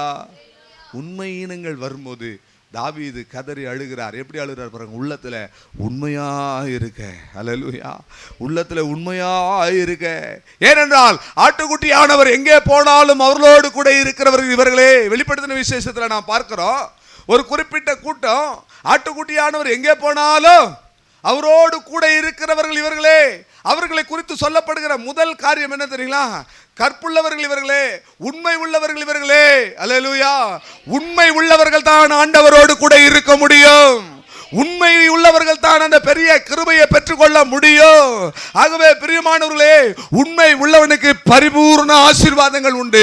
கொஞ்சத்திலே உண்மை உள்ளவன் அநேகத்திற்கு அதிகாரி ஆவான். கொஞ்சத்திலே உண்மை உள்ளவன் அநேகமாயிரமாய் அவன் ஆசீர்வதிக்கப்படுவான். ஆகவே பொய்யை கலந்து மெய்யை பேசுங்கள். பொய்யான வாழ்வை, மாயையான வாழ்வை, மாய்மாலமான ஜீவிதத்தை இன்றைக்கு இந்த ஆராதனையிலே கலைந்து விட்டு ஆண்டவரே உள்ளத்துல உண்மையாக இருக்க வேண்டும். அதற்கு அந்த பெரிய கிருபையை தாரும் ஆண்டவரே. அல்லேலூயா. அந்த பெரிய கிருபையை தாரும் ஆண்டவரே. 7ஆம் சங்கீதத்திலே 8வது வசனத்தை பார்க்கும் பொழுது, கர்த்தாவே என் நீதியை பார்த்து வாசிங்க. 7ஆம் சங்கீதம் 8வது வசனம். கர்த்தர் ஜனங்களுக்கு நியாயம் செய்வார். கர்த்தாவே என் நீதியின்படியும் என்னில் உள்ள உண்மையின்படியும் எனக்கு நியாயம் செய்யும். அல்லேலூயா. அல்லேலூயா. கர்த்தருக்கு ஸ்தோத்திரம். பிரியமானவர்களே, நமக்குள்ளே ஒரு நீதி இருந்தால், நமக்குள்ளே ஒரு உண்மை இருந்தால் கர்த்தர் நிச்சயமாக நமக்கு நியாயம் செய்வார். என்னிடத்துல ஜெபிக்க வருகிறவர்கள் உண்டு. அநேகர் ஜெபம் பண்ண வராங்க. பாஸ்டர், இந்த மாதிரி எங்கள் அண்ணன் எனக்கு தர வேண்டிய இடத்த தரல, ஒரு 2 அடி மேலே வந்துட்டான், 3 அடி மேலே வந்துட்டான், எனக்கு தரல அப்படின்றாங்க. கடையில் எனக்கு பங்கு உண்டு, எனக்கு தரல. போன வாரத்தில் ஒருத்தங்க ஜெபம் பண்ண வராங்க. இந்த கடையில் எனக்கு ஒரு பங்கு இருக்குது, எங்கள் அண்ணன் தரமாட்டேங்கிறான். கேஸை போட்டு 10-15 வருஷமாக கேஸ் போயிட்டுருக்கு. ஒன்றுமே முடியல பாஸ்டர், ஒரே போராட்டமாக இருக்குண்ணே. நான் சொன்னேன், ஒரே தாயினுடைய வயிற்றில் பிறந்திருக்கிற உங்களுக்குள்ளே இவ்வளோ ஒரு போராட்டமா? ஒன்று நீ என்ன செய்யணும்? வேணாம் எடுத்துன்னு போ. அல்லேலூயா. இல்லைன்னா அவன் என்ன செய்யணும்? வேணாம் நீ எடுத்துன்னு போகணும் சொல்லணும். எதை எடுத்துன்னு போகிறோம் இங்கேருந்து போகும்போது? அல்லேலூயா. கர்த்தருக்கு ஸ்தோத்திரம். பிரியமானவர்களே, நீதி கிடைக்கணும்னா நமக்கு ஒரு உண்மை இருக்கணும். அவர்களிடத்தில் நான் சொல்கிற காரியம் இதுதான். என்னன்னா, உங்கள் பக்கத்தில் நீதி இருக்குமானால், உங்கள் பக்கத்தில் உண்மை இருக்குமானால் உங்கள் பக்கத்தில் கர்த்தர் நிற்பார். நான் ஜெபம் பண்ண வேண்டிய அவசியம் கிடையாது. அல்லேலூயா. நான் ஜெபம் பண்ண வேண்டிய அவசியம் கிடையாது. உங்கள் சைடு உண்மை இருந்தால், நீதி இருந்தால் நிச்சயமாக கர்த்தர் உங்கள் பட்சத்தில் நிற்பார். ஏன்னா நம்முடைய தேவன் நீதி உள்ளவர், நீதி உள்ள நியாயாதிபதி. அல்லேலூயா. உண்மையாய் நாம் இருந்தால் நம்முடைய உண்மையை பார்த்து ஆண்டவர் நமக்கு நியாயம் செய்வார். அல்லேலூயா. எந்த விஷயத்தில் உங்களுக்கு நீதி வேண்டும், எந்த விஷயத்தில் உங்களுக்கு நியாயம் வேண்டும் நீங்கள் காத்துட்டு இருக்கிறீங்க, உள்ளத்தில் உண்மையை வரவழைத்துக் கொள்ளுங்க. பொய்யை களைஞ்சிருங்க. பிரியமானவர்களே, பொய்ன்னு சொல்லும் போது பொய் பேசுகிற ஒரு அனுபவம் அதுவும் தான். ஆனால் பொய்யான ஒரு வாழ்வு, மாயையான ஒரு வாழ்வு, இது எல்லாவற்றை களைந்து விட்டு உண்மை உள்ளவர்கள் பரிபூர்ண ஆசீர்வாதங்களை பெறுவார்கள். எல்லாவற்றுக்கும் மேலாக உண்மையாக இருந்தால் பெரிய கிருபை கிடைக்கும். ஆமென் சொல்லுங்களேன். இரண்டாவதாக நீதியாய் நடந்தானா. கர்த்தருக்கு முன்பதாக இந்த பெரிய கிருபையை பெற்றுக்கொண்டதுனால நீதியாய் நடந்தானா. அந்த நீதியை குறித்து நாம் பார்க்கும்போது 2ஆம் சாமுவேல் 8ஆம் அதிகாரத்திலே 18வது வசனம். 2ஆம் சாமுவேல் 8ஆம் அதிகாரத்திலே 18வது வசனம்.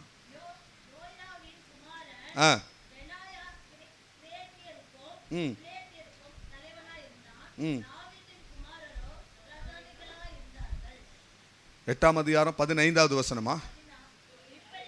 இப்படியே தாவீது இஸ்ரவேல் அனைத்தின் மேலும் ராஜாவா இருந்தான். அவன் எல்லா ஜனத்திற்கும் நியாயமும் நீதியும் செய்து வந்தான். தாவீதுக்கு இந்த பெரிய கிருபை கிடைத்ததுனால அவனுடைய ராஜசனத்திலே அவன் ராஜாவாக ஆளுகை செய்யும் பொழுது அவன் எல்லா ஜனத்திற்கும் நீதியாய் அவன் எல்லாவற்றையும் செய்து வந்தான். அந்த நீதி என்று சொல்லும் பொழுது நிறைய பேர் நினச்சிட்டு இருக்கிறாங்க, அவங்க நினைவுகளில் உத்தமமாக இருக்கிறது நீதி நினச்சிட்டு இருக்கிறாங்க. நீதி என்பது கிரியைகளோடு சம்பந்தப்பட்ட விஷயம். ஆமே, நீதி என்பது நம்முடைய செயல்களோடு சம்பந்தப்பட்ட விஷயம். கர்த்தருக்கு ஸ்தோத்திரம். 18ஆம் சங்கீதத்தில் 20வது வசனமும் 24வது வசனமும் வாசிங்க. முதலாவது 20, அப்புறம் 24 வாசிங்க. 18ஆம் சங்கீதம். கர்த்தர் என் நீதிக்கு தக்கதாக எனக்கு பதிலளித்தார், என் கைகளின் சுத்தத்திற்கு தக்கதாக எனக்கு சரி கட்டினார்.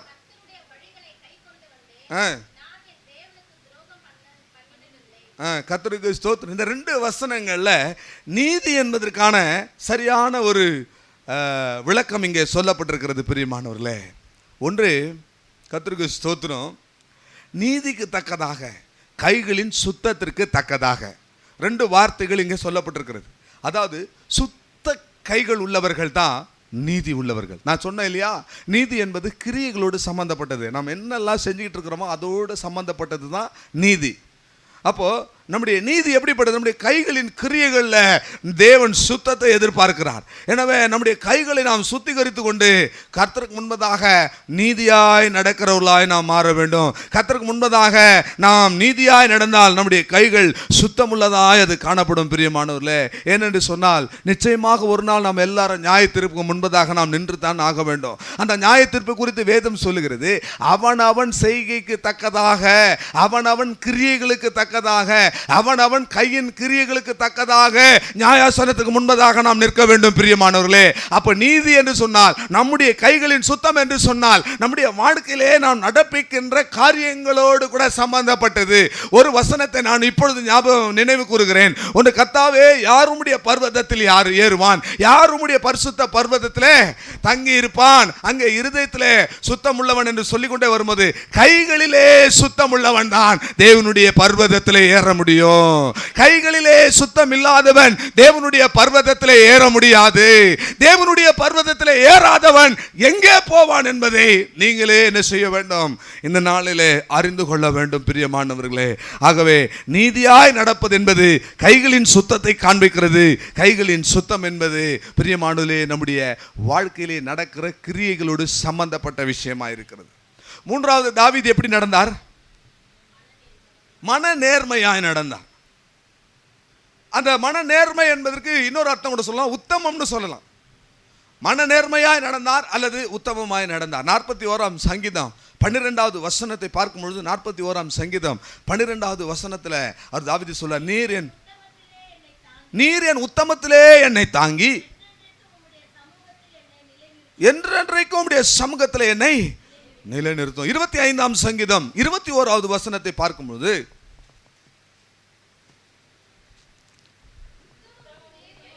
உத்தமமும் நேர்மையும் என்னை காக்க கடவுது. அல்லேலூயா. தாவீது ஆண்டவருக்கு முன்பதாக முதலாவது எப்படி நடந்தான்? உண்மையாய் நடந்தான். 2வது நீதியாய் நடந்தான். 3வது மன நேர்மை என்பது உத்தமம். அல்லேலூயா. உத்தமம் அல்லது மன நேர்மை, இது 3ம் உள்ளவர்கள் தான் பெரிய கிருபை பெற்றவர்கள். ஆமென் சொல்லுங்க. கர்த்தருக்கு முன்பதாக நாம் நடக்க வேண்டுமானால் உத்தமமாய் நாம் இருக்க வேண்டும் பிரியமானவர்களே. இதை உத்தமமாய் வாழ்வதை குறித்து நமக்கு ஒரு தரிசனம் இருக்க வேண்டும். இந்த உலகத்தில் நீதியாய் வாழ்வதற்கு நமக்கு ஒரு தரிசனம் இருக்க வேண்டும். தாவீது ராஜா ஒருமுறை சவுலுக்கு பயந்து ஒரு தேசத்துக்கு ஓடினார், ஒரு குறிப்பிட்ட தேசத்துக்கு ஓடினார். நிறைய இடத்துக்கு ஓடினார். இது ரொம்ப முக்கியமான ஒரு இடம். இந்த இடத்துக்கு அவர் ஓடினார். எந்த இடத்துக்கு ஓடினார் சொல்லுங்க பார்ப்போம். இல்லை, ஃபஸ்ட்டு சொன்னீங்க தாவீது அடைக்கலப்பட்டதுக்கு ஓடல. கர்த்தருக்கு ஸ்தோத்திரம். என்னத்தையாவது சொல்லாதீங்க. தாவீது பல இடங்களுக்கு போனார். அதில் மிக முக்கியமான ஒரு இடம் தெரியுங்களா? சவுலுக்கு பயந்து பெலிஸ்தீனுடைய தேசத்துக்கு போனார். ஃபஸ்ட்டு சொன்னாங்க. அப்புறம் கர்த்தருக்கு ஸ்தோத்திரம், ஆண்டவருடைய நாமத்துக்கு மகிமை உண்டாவதாக. பெலிஸ்திய தேசத்துக்கு போய் கொஞ்ச நாள் அங்கே இருந்தார். அப்பொழுது இந்த பெலிஸ்திய தேசத்தில் ஆகீஸ் என்கிற ஒரு ராஜா இருந்தான். எனக்கு நேரம் இல்லை, கர்த்தருக்கு ஸ்தோத்திரம். அதனால ஸ்டோரியை நான் உங்களுக்கு சொல்லிட்டு போறேன், ஹிஸ்டரியை நான் சொல்லிட்டு போறேன். ஆகீஸ் என்கிற ஒரு ராஜா இருந்தார். அந்த ராஜாவின் இடத்துல சில காலம் தாவீது தங்கி இருந்தார். அதாவது சத்ருவினுடைய தேசத்திலே, எர்துராலினுடைய தேசத்திலே தங்கி இருக்கிறார். அதாவது உத்தமம், மன நேர்மை தாவீதுக்கு இருந்தது எப்படின்றத நான் உங்களுக்கு சொல்றேன். ஒரு சத்ருவினுடைய தேசத்துல, ஒரு எதிராளியினுடைய தேசத்துல இருக்கிறார். 1 சாமுவேல் 29ஆம் அதிகாரம் 3வது வசனத்திலே இந்த ஆகீஸ் தாவீது குறித்து சொல்லுகிற காரியம் என்ன? வாசியுங்கள். 29:3. அப்பொழுது பெலிஸ்தரின் பிரபுக்கள் ஆகீஸ் அவர்களை பார்த்து, இஸ்ரவேலின் ராஜாவாகிய சவுலின் ஊழியக்காரனாயிருந்த இந்த தாவீது என்னிடத்துல இவன் வந்து சேர்ந்த நாள்ல இருந்து, அதுதான் அப்படி சொல்றாங்க,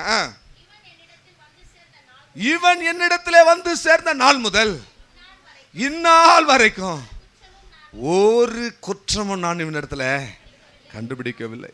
6வது வசனத்துல நீ உத்தமன் என்று நான் அறிவேன் என்று சொல்றான். அல்லேலூயா. சொல்றானா இல்லையா? நீ உத்தமன். அப்பொழுது ஆகீஸ் தாவீதை அழைத்து நீ உத்தமன் என்று. அல்லேலூயா. 9வது வசனத்துல அவன் சொல்றான், நீ தேவனுடைய தூதனை போல என்னுடைய பார்வைக்கு இருக்கிறாய், உத்தமமாய் நடக்கிற. எனக்கு உண்மையாகவே எனக்கு பிரியமானவர்கள், நான் ஆவில நிறைந்து களிக்கூர்ந்து நான் சொல்லுகிறேன், ஒரு நெகிழ்ச்சியோடு நான் சொல்லுகிறேன், உன் வாய் அல்ல புறத்தியானே உன்னை புகழட்டும் என்று ஆண்டவர் சொன்னாரு. அல்லேலூயா. நீங்கள் உத்தமர்கள் என்றால் பிரியமானவர்களே, இந்த சத்தத்தை கேட்கிறவர்கள் உத்தமர்களா இருந்தால், இன்றைக்கு பேசுகிற நான் உத்தமனா இருந்தால், ஆண்டவருடைய நாமத்தின் மகிமைக்கென்று நம்முடைய வாய் அல்ல புறத்தானுடைய வாய் நம்மை புகழும்படியாக ஒரு எதிராளியானவன், ஒரு சத்ருவானவன், ஒரு பெலிஸ்திய ராஜாவாகிய ஆகீஸ் தாவீதை பார்த்து சொல்லுகிறான், நீ என்னிடத்தில் வந்து சேர்ந்த நாள்ல இருந்து ஒரு குறையும் நான் உன்னிடத்தில் காணவில்லை, ஒரு குற்றமும் உன்னிடத்தில் நான் காணவில்லை. எல்லாரும் கேட்கிறாங்க, இவன் என்னத்துக்கு வந்தான்? இவன் இஸ்ரவேலின் ராஜாவாகிய சவுலுடைய வேலைக்காரன், இவன் எதுக்கு இங்க வந்தான் அப்படின்னு கேட்கும்போது அவன் சொல்றான், இவனிடத்துல ஒரு குறையும் காணவில்லை. 6வது வசனத்திலே நீ உத்தமன் என்று சொல்லுகிறான். எல்லாத்துக்கும் மேலாக 9வது வசனத்திலே நீ தேவனுடைய தூதனை போல இருக்கிறார். உத்தமம் என்று சொன்னால் பிரியமானவர்களே, மன நேர்மையாய் ஜீவிப்பதுதான் பிரியமானவர்களே உத்தமம். இந்த உத்தமத்துக்கு ஒரே சாட்சி சத்ருவினுடைய சாட்சி. நம்முடைய உத்தமத்தை குறித்து சத்துருக்கள் சாட்சி சொல்ல விட வேண்டும். பிரியமானவர்களே, நேர்மையாய் நடந்தவர்கள் சமாதானத்துக்குள் பிரவேசித்து, வசந்த முடிய நேர்மையாய் நடக்கிறவர்கள் சமாதானத்துக்குள் பிரவேசித்து, சொல்ல மாட்டீங்களா? பின்னால் இருக்கிறவங்க கூட சொல்லலாம். சதீஷ், வினோத், அப்புறம் சந்தோஷ், நேர்மையாய் நடக்கிறவர்கள். இல்லை நீங்கள் இன்னும் அந்த பழைய அந்த பிரசங்கத்தினுடைய ஆரம்பத்திலே நீங்கள் நிற்கிறீங்களா, இல்லை மெய் மறந்து இருக்கிறீங்களான்னு எனக்கு தெரில. எல்லா கிறிஸ்தவர்களுக்கும் தெரிஞ்ச ஒரு வசனம், இளைப்பாறுதலுக்குள்ளே தங்கள் படுக்கைகளிலே இளைப்பாறுகிறார்கள். நேர்மையாய் நடந்தவர்கள் சமாதானத்துக்குள் பிரவேசித்து தங்கள் படுக்கையில் இளைப்பாறுகிறார்கள். இளைப்பாறுதலான ஒரு படுக்கை நமக்கு வருங்காலங்களிலே நமக்கு வேணுமானால், இப்போ ஆராதனை முடிச்சுட்டு போனோடனே படுத்துக்கிறீங்களா, அது சொல்ல. கர்த்தருக்கு ஸ்தோத்திரம். நிறைய பேருடைய வீட்டில் அதான் நடக்குது. ஆராதனை முடிச்ச உடனே ஃபுல் கட்டு ஃப்ளாட் ஆயிடுறாங்க. கர்த்தருக்கு ஸ்தோத்திரம். ஒரு சில இடத்துல ஆராதனை முடிச்சுட்டு என்ன செய்கிறாங்க, வந்து சாப்பிட்டு கைப்பிடித்துகள் எடுத்துக்கொண்டு கிராம ஊழியம் பேண்ட் எடுத்துக்கிட்டு எல்லாரும் போகிறாங்க, ஊராக சுற்றி திரிகிறாங்க. நேர்மையாய் நடந்தவர்கள் சமாதானத்துக்குள் பிரவேசிப்பார்கள், தங்கள் படுக்கைகளிலே இளைப்பாறுவார்கள். தாவீதுக்கு கர்த்தர் பெரிய கிருபை கொடுத்தாரு. அந்த பெரிய கிருபையினுடைய அடையாளம் என்ன பிரியமானவர்களே? அவன் தேவனுக்கு முன்பதாக எப்படி நடந்தான்? உண்மையாய் நடந்தான். 2வது நீதியாய் நடந்தான். 3வது மன நேர்மையாய் நடந்தான். இப்படி நடந்ததுனால கர்த்தர் அவனுக்கு இன்னொரு ஆசீர்வாதம். 2வது பகுதி, இந்த பிரசங்கத்தினுடைய 2வது பகுதி இன்னும் நான் முடிக்கலை. கர்த்தருக்கு ஸ்தோத்திரம். முடிச்சிடலாம். கர்த்தருடைய பரிசுத்த நாமத்துக்கு மகிமை உண்டாவதாக. பாருங்க, ரொம்ப 5 மினிட்ஸ்ல நான் சொல்லி முடிக்கிறேன். கர்த்தருக்கு ஸ்தோத்திரம். இந்த இடத்துல கூட அவர் சொல்றாரு, இவன் நேர்மையா நடந்தாரு, உத்தமமாய் நடந்தாரு, நீதியா நடந்தாரு. அதனால இவருடைய சிங்காசனம் என்ன செய்யப்பட்டது? ஸ்திரப்படுத்தப்பட்டிருந்தது. அந்த சிங்காசனத்தில் உட்கார்ந்து ஆளுகை செய்யக்கூடிய ஒரு குமாரனை கர்த்தர் ஒன்று கொடுத்தார். நீதியா நடந்தா உங்களுடைய சிங்காசனம் ஸ்திரப்பட்டிருக்கும். அல்லேலூயா, அல்லேலூயா. உங்களுடைய மகன் என்று, உங்களுக்கு ஒரு குமாரன் என்று சொல்லப்படுவது ஜெயங்கொண்ட ஆண் பிள்ளை. அல்லேலூயா. அதை நான் சொன்னேன். இந்த பிரசங்கம் கொஞ்சம் ரொம்ப இன்டீரியரா உள்ள போகும். கர்த்தருக்கு ஸ்தோத்திரம். ஒரு சிங்காசனம் என்று சொன்னால் இயேசு சொல்றாரு, நான் ஜெயங்கொண்டு என் பிதாவினுடைய சிங்காசனத்திலே உட்கார்ந்தது போல ஜெயங்கொள்ளுகிறவன் எவனோ அவன் என்னுடைய சிங்காசனத்திலே உட்காரும்படி அவனுக்கு அருள் செய்வேன். அப்படியானால் ஒரு ஜெய ஜீவிதம் தான் ஆண் பிள்ளை. ஆமென் சொல்ல மாட்டீங்களா? ஆண் பிள்ளை என்பது என்ன? ஜெய ஜீவிதம். ஆண் பிள்ளை என்பது சபையை காண்பிக்கிறது. ஆமென். சூரியனில் நின்றிருந்த ஒரு ஸ்திரீ கர்ப்ப வேதனைப்பட்டு ஒரு ஆண் பிள்ளையை பெற்றெடுத்தால் அந்த பிள்ளை சிங்காசனத்துக்கு எடுத்துக்கொள்ளப்பட்டது. அதுதான் புதிய ஏற்பாட்டு சபை. ஆமென் சொல்ல மாட்டீங்களா? என்ன சொல்றீங்கன்னே தெரியல பாஸ்டர். இல்லை, இவ்வளோ நாள் நம்ம என்ன, நமக்கு என்ன, இயேசு உன் கண்ணீரை துடைக்கிறார், இயேசு உன் கவலைகள், எனக்கு அருமையான மகனே மகளே கடன் பாரத்தில் இருக்கிறாய், அதை தான் நம்ம கேட்டு கேட்டு பழகிட்டோம். இல்லை, கர்த்தருக்கு ஸ்தோத்திரம். நல்லதுதான், அதுக்கு ஒரு கூட்டம் இருக்கு. இப்ப இதை எப்ப நம்ம தெரிஞ்சுக்கிறது?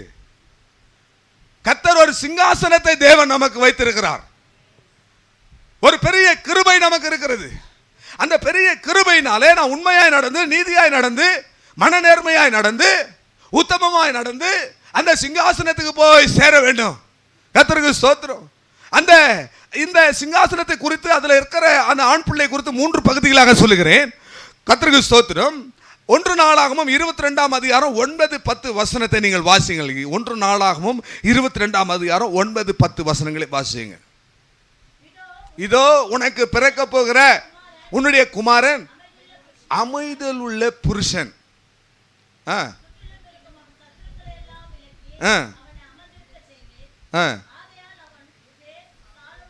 அல்லேலூயா. சாலமோன் என்று சொன்னால் அமைதல் உள்ள புருஷன் என்று அர்த்தம். நம்முடைய கிறிஸ்தவர்களுடைய பாஷையில சொல்லணும்னு சொன்னா, கர்த்தருக்கு ஸ்தோத்திரம், கிறிஸ்தவர்களுடைய பாஷையில சொல்லணும்னா சாலமோன்னு சொன்னா சமாதானம்னு அர்த்தம். கர்த்தருடைய பரிசுத்த நாமத்திற்கு மகிமை உண்டாவதாக. பிரியமானவர்களே, நாம சிங்காசனத்தில் போய் உட்கார்ந்து அவருடைய வலது பார்சத்தில் அவருடைய சிங்காசனத்தில் உட்கார்றதுக்கு நமக்கு அருள் செய்யணும்னு சொன்னா நமக்கு முதல்ல ஒரு அமைதல் இருக்கணும், ஒரு சமாதானம் உள்ள ஒரு வாழ்க்கை இருக்கணும். சாலமோன் என்றால் சமாதான புருஷன், அமைதல் உள்ள புருஷன். அல்லேலூயா. சாந்தமும் அமைதலும் உள்ள இருதயத்திலே மறைந்திருக்கிற குணமே உங்களுக்கு அலங்காரமா இருக்க கடவுதுன்னு ஒருத்தர் சொன்னாரு. யார் சொன்னாரு? பவுல் இல்லைன்னா அடுத்தது யாருங்க? பேதுரு தான். கர்த்தருக்கு ஸ்தோத்திரம். பேதுரு சொல்றாரு, சாந்தமும் அமைதல் உள்ள ஆவி இருதயத்திலே மறைந்திருக்கிற குணம். கர்த்தருக்கு ஸ்தோத்திரம். அவனை குறித்து சொல்றாரு, அவன் தான் ஆலயத்தை கட்டுவான். அல்லேலூயா. அவன் தான் எனக்கு ஒரு ஆலயத்தை கட்ட முடியும். இஸ்ரவேல் முழுவதும் சமாதானமாய் இருக்கும். சத்துருக்களை எல்லாம் அவனை விட்டு விலக்குவேன். கர்த்தருக்கு ஸ்தோத்திரம். அருமையான தேவ ஜனமே, நீ ஒரு சாலமோன் என்று சொன்னால், நீ ஒரு சமாதான புருஷன் என்று சொன்னால், அல்லது நீ ஒரு சமாதானம் உள்ள ஒரு சகோதரி என்று சொன்னால், உனக்குள் ஒரு சமாதானம் இருந்தால் உன் தேசத்திற்குள்ளே ஒரு சமாதானம் இருக்கும். அல்லேலூயா, அல்லேலூயா. அதுதான் அவன் உன் தேசத்தில் இருக்கிற எல்லா சத்துருக்களை விளக்கினான். அது முதல்ல அவன் அமைதல் உள்ளவனாயிருந்தான், அவனுக்குள்ள ஒரு சமாதானம் இருந்தது. அதனால அவன் தேசத்தில் இருந்த எல்லா சத்துருக்களையும் கர்த்தர் விளக்கினார். அந்த தேசம் சமாதானம் உள்ள அமைதல் உள்ள தேசமா இருந்தது. எங்கே சமாதானமும் அமைதலும் உண்டோ அங்கே தேவனுடைய ஆலயம் கட்டப்படும். இன்றைக்கு நீங்களும் நானும் தான் தேவனுடைய ஆலயமாய் இருக்கிறோம். நீங்களும் நானும் ஆலயமாய் கட்டப்பட வேண்டுமானால் பிரியமானவர்களே, நமக்குள்ளே ஒரு சமாதானம் இருக்க வேண்டும். நாம் ஒரு அமைதல் உள்ளவர்களாய் நாம் காணப்பட வேண்டும். எங்கே, நான் திரும்ப சொல்றேன், நீங்க உங்களுக்குள்ள ஒரு சமாதானம் இருந்தா உங்களை சுற்றி இருக்கிறவர்களும் சமாதானமா இருப்பாங்க. உங்களுக்குள்ள ஒரு சமாதானம் இல்ல அப்படின்னா உங்களை சார்ந்தவர்களும் சமாதானமா இருக்க முடியாது. உங்களை சுற்றி இருக்கிறவங்க, குடும்பத்தில் இருக்கிறவங்களும் சமாதானமா இருக்க முடியாது. அல்லேலூயா. நீங்க முதல்ல உங்களுக்குள்ள சமாதானம் உள்ளவர்களாக நாம் காணப்பட வேண்டும். எபேசியர் கடைசி 2ஆம் அதிகாரத்தினுடைய கடைசி வசனத்தை நீங்க பார்த்தீங்கன்னா, பவுல் அப்போஸ்தலன் சொல்ல, நீங்கள் அவர் மேல் கட்டப்படுகிற மாளிகையாக இருக்கிறீர்கள். அல்லேலூயா. அப்படியானால் பிரியமானவர்களே, நாம் சாந்தமும் அமைதலும் உள்ளவர்களாக இருந்தால் நாம தேவனுடைய ஆலயமாக நாம் கட்டப்படுவோம். அவனுடைய சிங்காசனத்தை என்றென்றைக்கும் நிலைப்படுத்துவீர் என்று அங்கே நாம் வாசித்தோம். அந்த சிங்காசனத்தை ஸ்திரப்படுத்துவதற்கு 4 காரியங்களை செய்தார்கள். அதை மாத்திரம் சொல்லி நான் ஜெபிக்க விரும்புகிறேன். முதலாம் ராஜாக்கள் 2ஆம் அதிகாரம் 46வது வசனத்தை பார்க்கும்போது, முதலாம் ராஜாக்கள் 2ஆம் அதிகாரம் 46வது வசனத்தை பார்க்கும்போது,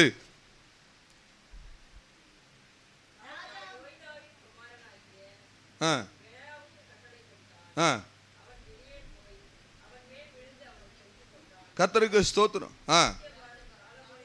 ராஜபாரம் சாலமோனுடைய கையில வந்தது, அவனுடைய கையிலே ஸ்திரப்பட்டது. அங்க என்ன சொல்றான் தாவீதுக்கு? அவன் சிங்காசனத்தை ஸ்திரப்படுத்துவேன் என்று நான் பார்க்கிறோம். கவனிங்க கவனிங்க, தாவீதுக்கு பெரிய கிருபை என்ன? அவன் சிங்காசனம் ஸ்திரப்படும்.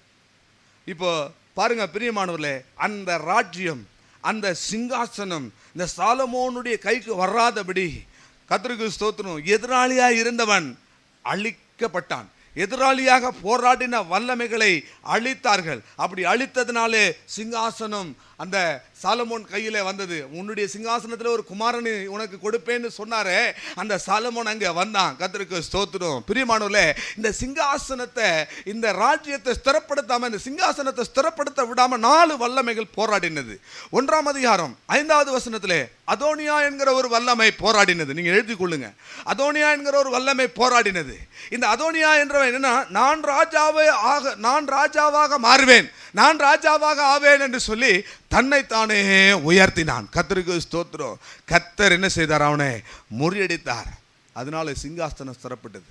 நமக்குள்ளே காணப்படுகிற நான் தான் ராஜாவா இருப்பேன், நான் தான் ராஜாவா இருப்பேன், நானே ராஜா, நானே மந்திரி, தன்னைத்தான் உயர்த்துகிற எவனும் என்ன செய்வான்? தாழ்த்தப்படுவான். கர்த்தருக்கு ஸ்தோத்திரம். அங்கே பாருங்கள், அங்கே அதோனியா என்கிற நான் ராஜாவாக மாறுவேன் என்று போராடின ஒரு வல்லமை, கர்த்தர் அந்த வல்லமை அழித்து போட்டார். 2வது அபியத்தார் என்கிற ஒரு ஆசாரியன், 2ஆம் அதிகாரம் 26, 27 வசனத்தை குறித்துக் கொள்ளுங்கள். 2ஆம் அதிகாரம் 26, 27 இந்த வசனங்களை குறித்துக் கொள்ளுங்கள். அபியத்தார் என்கிற ஒரு ஆசாரியன், அவன் என்ன செய்தான்? பிரிவினை உண்டாக்கினான், கலகம் பண்ணி கொண்டிருந்தான், பிரிவினை உண்டாக்கினான். கர்த்தருக்கு ஸ்தோத்திரம். சாலமோன் இவனை தள்ளி போட்டான் என்று வேதம் சொல்லுகிறது. நமக்குள்ளே காணப்படுகிற கலகம் பண்ணுகிற ஆவிகள், பிரிவினை உண்டாக்குகிற ஆவிகளை நாம் தள்ளிவிட வேண்டும். அப்பொழுதுதான் சிங்காசனம் நமக்கு ஸ்திரப்படும், உறுதிப்படும். அல்லேலூயா. சிலர் ஆள்லாம் வீட்டுக்கு வரும்போது பாருங்க சமாதானமா இருக்கும். சிலர் வந்து பேசிட்டு போனாலே எப்படி இருக்கும்? சமாதானமா இருக்கும்.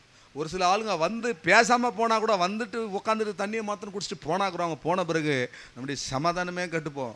அதுக்குன்னா காரணம் அது மேல இருக்கிற ஆவி, கலகம் பண்ணுகிற ஆவி. கர்த்தருக்கு ஸ்தோத்திரம். எங்கே பிரியமானவர்களே, நம்மை நாமே நிதானித்து அறிய வேண்டும். பிரிவினை இடரல்கள் உண்டாக்குகிற தன்மைகளை எல்லாம் நம்ம விட்டு தள்ளி போட வேண்டும். 3வது 2ஆம் அதிகாரம் 32வது வசனத்திலே யோவாப் என்கிற ஒரு வல்லமை இந்த சிங்காசனம் ஸ்திரப்படக்கூடாதபடிக்கு போராடினது. இந்த யோவாப் என்றால் அவன் தன் சகோதரனின் நிமித்தம் பழி வாங்க துடித்தவன் என்று நாம் ஏற்கனவே அறிந்திருக்கிறோம். ஆகவே நமக்குள்ள ரிவெஞ்ச் எடுக்கிற, நமக்குள்ள ஒரு பழி வாங்குகிற ஒரு சிந்தை இருக்குமானால் நம்முடைய ராஜ்யம் ஸ்திரப்படாது. கர்த்தருடைய பரிசுத்த நாமத்திற்கு மகிமை உண்டாவதாக. ஸ்தோத்திரம். 4வதாக சிமேயு என்கிற ஒரு மனுஷன். சிமேயு என்ன செய்தான்? தாவீதை தூஷித்தான். 2ஆம் அதிகாரம் 44 46 வசனங்கள் வரை நீங்கள் வாசித்து பாருங்க. 2ஆம் சாமுவேல் 16ஆம் அதிகாரம் 5வது வசனத்தை வாசித்து பாருங்க. அவன் தூஷிக்கிறவன், கல்லை எடுத்து மண்ணை வாரி, கல்லை வாரி வீசி, ரத்த பழியனே தொலைந்து போ என்று சொல்லி தூஷித்தான். 1 தன்னைத்தானே உயர்த்தின ஒரு வல்லமை, 2வது பிரிவினை உண்டாக்குகிற ஒரு வல்லமை, 3வது பழி வாங்குகிற ஒரு வல்லமை, 4வது தூஷிக்கிற ஒரு வல்லமை. இது எல்லாவற்றிலும் சாலமோன் ஒழித்தான். அவனுடைய சிங்காசனம் ஸ்திரப்பட்டது. அல்லேலூயா, அல்லேலூயா, அல்லேலூயா. கடைசியாக ஒரே ஒரு வசனம், 2ஆம் சாமுவேல் 12ஆம் அதிகாரம் 25வது வசனம். 2ஆம் சாமுவேல் 12ஆம் அதிகாரம்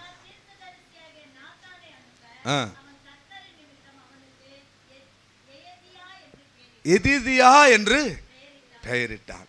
சாலமோனுக்கு எதிதியா என்கிற ஒரு பெயர் வந்தது. அதற்கு கர்த்தருக்கு பிரியமானவன் என்று அர்த்தம். அல்லேலூயா. எதிதியா என்றால் கர்த்தருக்கு பிரியமானவன் என்ற. 24ஆம் வசனத்தில் கர்த்தரும் அவனிடத்தில் அன்பாய் இருந்தார் என்று அவர் சொல்றார். அல்லேலூயா. நாம் கூட தேவனுக்கு பிரியமாய் நடப்போம் என்று சொன்னால் தேவனும் நம்மிடத்திலே அன்பாய் இருப்பார். சபையை பார்த்து ஆண்டவர் சொல்றார், உன்னிலே பழுது ஒன்றும் இல்லை என்று ஆண்டவர் சொல்ல வேண்டும். அப்பொழுதே நம்முடைய சிங்காசனம் ஸ்திரப்படும். பிரியமானவர்களே, நம்முடைய சிங்காசனம் நித்தியத்திலே நமக்கென்று ஒரு சிங்காசனம் காத்து கொண்டிருக்கிறது. அந்த சிங்காசனத்துக்கு நேராய் நாம் கடந்து போய் கொண்டிருக்கிறோம். எல்லாரும் எழும்பி நின்று அந்த பெரிய கிருபையை ஆண்டவரிடத்தில் நாம் கேட்போமா? ஹல்லேலூயா, ஹல்லேலூயா. எல்லாரும் எழுந்து நின்று ஹல்லேலூயா, ஹல்லேலூயா, ஹல்லேலூயா, ஹல்லேலூயா. ஸ்தோத்திரம், ஸ்தோத்திரம், ஸ்தோத்திரம்.